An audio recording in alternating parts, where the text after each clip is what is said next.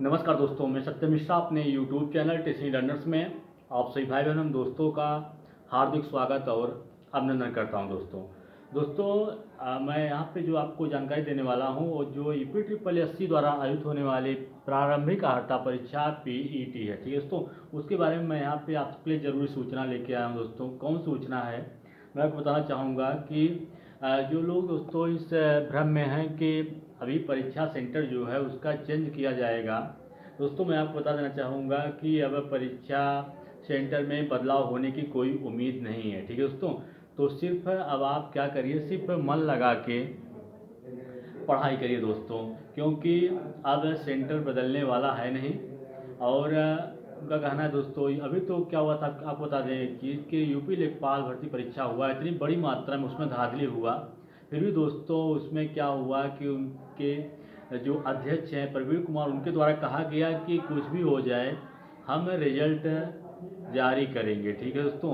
तो इसी तरीके से इसमें भी हुआ है कि पेट एग्ज़ाम जो है दोस्तों इतनी दूर दूर सेंटर भेजा गया है, लगभग 200-300 किलोमीटर या उससे भी ज़्यादा बच्चों को का सेंटर भेजा गया है। और ख़ासकर दोस्तों मैं चाहता कि ये सोचता था कि बालिकाओं का जो सेंटर है कम से कम उनके साथ तो अच्छा हुआ था, उनको तो डिस्ट्रिक्ट उनका जो ज़िला है वो उनको देना चाहिए था कि कम से कम उनको आने जाने में असुविधा न हो, ठीक है दोस्तों। लेकिन ऐसा कुछ नहीं हुआ, उनका भी सेंटर दूर दूर तक गया है। और दोस्तों सेंटर में अब कोई परिवर्तन होने वाला है नहीं, ठीक है। और एग्ज़ाम अब नज़दीक आ गया है और दोस्तों आप मुश्किल से 6-7 दिन और बचा है, तो आप अपनी तैयारी को अंतिम रूप दीजिए, ठीक है दोस्तों।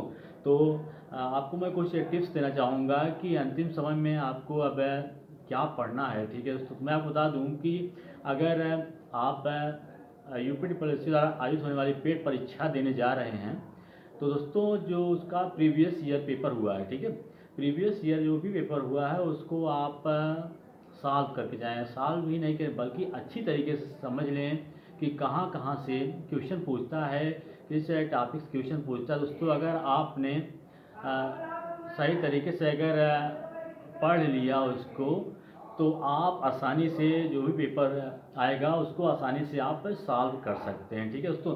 तो अगर आप प्रीवियस ईयर लगाते हैं तो दोस्तों आपको बहुत ज़्यादा अंदाज़ा हो जाएगा कि कहाँ कहाँ से, मतलब किस किस टॉपिक से क्वेश्चन ज़्यादा पूछता है, ठीक है दोस्तों। तो आप प्रीवियस ईयर पेपर ज़्यादा से ज़्यादा मात्रा में सॉल्व करिए दोस्तों। और टाइम मैनेजमेंट सेट करके सॉल्व करिए कि हमको 2 घंटे में सारा क्वेश्चन सॉल्व कर लेना है, ठीक है। इस तरीके से आप उसको टाइम में डिवाइड करिए दोस्तों, उस हिसाब से आप उसको सॉल्व करिए, ठीक है। मैं आपको बताना चाहूँगा दोस्तों, अगर आप मैथ में अच्छा नंबर पाना चाहते हैं तो आपको बहुत ज़्यादा पढ़ने की ज़रूरत है नहीं, ठीक। सिर्फ दोस्तों कुछ गिने चुने पॉइंट हैं, उसी पे बेस आप क्वेश्चन सॉल्व करिए दोस्तों।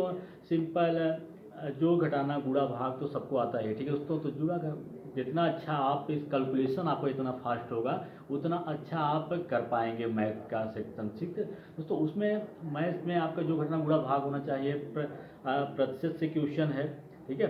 उसके अलावा अनुपात और समानुपात से दोस्तों क्वेश्चन पूछा गया है।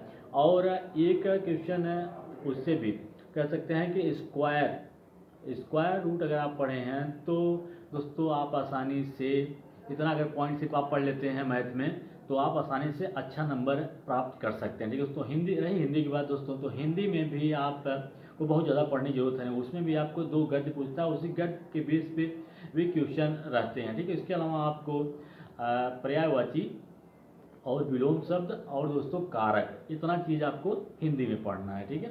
इसके अलावा दोस्तों आपको आ जाती है बात रीजनिंग में दोस्तों आपके कुछ गिने चुने 3-4 पॉइंट हैं, आप उस पर बेस आप प्रैक्टिस कर लीजिए। जैसे आपका क्या हुआ कि जैसे कोडिंग डिकोडिंग दोस्तों, कोडिंग डिकोडिंग का अच्छा से प्रैक्टिस करिए। उसके अलावा ब्लड रिलेशन से क्वेश्चन पूछता है।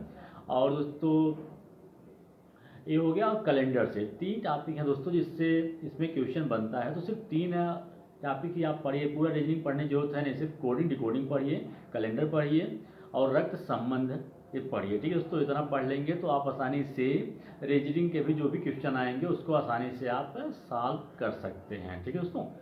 तो ये दोस्तों थोड़ा सा जानकारी, अगर आप इतना पढ़ के जाते हैं तो आपके मैथ बहुत ज़्यादा पढ़े होते हैं, सिर्फ वो गिने चुने पॉइंट है उन्हीं पे आप प्रैक्टिस करिए। उसके अलावा आपको मैंने बताया हिंदी में कौन कौन से क्वेश्चन पूछे जाते हैं कहाँ कहाँ से, और रीजनिंग में दोस्तों कहाँ से क्वेश्चन बनता है, ठीक है। तो ये तो रहे 3 चीज़ दोस्तों। इसमें आप अगर इतना पॉइंट पढ़ लेते हैं तो इससे भी जो भी क्वेश्चन आएंगे, चाहे हिंदी हुआ, रीजनिंग हुआ और मैथ हुआ, तो आप आसानी से पूरा क्वेश्चन सॉल्व कर सकते हैं इतने पॉइंट पढ़ने के बाद, ठीक है दोस्तों। तो अब एग्ज़ाम आ गया दोस्तों, जो भ्रम में न रहें कि एग्ज़ाम सेंटर चेंज होगा, तो ऐसा कुछ होने वाला है नहीं। और सिर्फ मन लगा के तैयारी करिए, क्योंकि अब अंतिम समय आ गया। अपने जो तैयारी दोस्तों उसको अंतिम रूप दिया कर लीजिए, एकदम लगन से पढ़ने की जरूरत है। क्योंकि दोस्तों अगर आप पेट एग्ज़ाम पास कर लेते हैं तो जितने भी समूह ग की भर्ती होगी, चाहे आपका आइडेड जो स्कूल होते हैं उसमें जो कलर की भर्ती निकलती है, उसमें भी अगर आप पेट क्वालिफाई हैं तभी आप अप्लाई कर सकते हैं। इसके अलावा लेखपाल भर्ती परीक्षा दोस्तों जो होगी, उसमें भी अगर आप पेट क्वालिफाई रहेंगे तभी आप लेखपाल की भर्ती में शामिल हो सकते हैं, ठीक है दोस्तों। तो बहुत अच्छा मौका दोस्तों, इसमें आप तैयारी कर लीजिए ताकि आपका पासिंग मार्क आप आसानी से प्राप्त कर सकें, ठीक है दोस्तों। तो इसी तरीके से अन्य जानकारी के लिए आप मेरे चैनल से जुड़िए, मेरे चैनल को सब्सक्राइब करिए, ताकि जो भी लेटेस्ट जानकारी या अपडेट हो एग्जाम संबंधित वो आपको मिलती रहे, ठीक है दोस्तों। इसी तरीके से अन्य वीडियो के साथ मैं फिर मिलूंगा, तब तक के लिए धन्यवाद।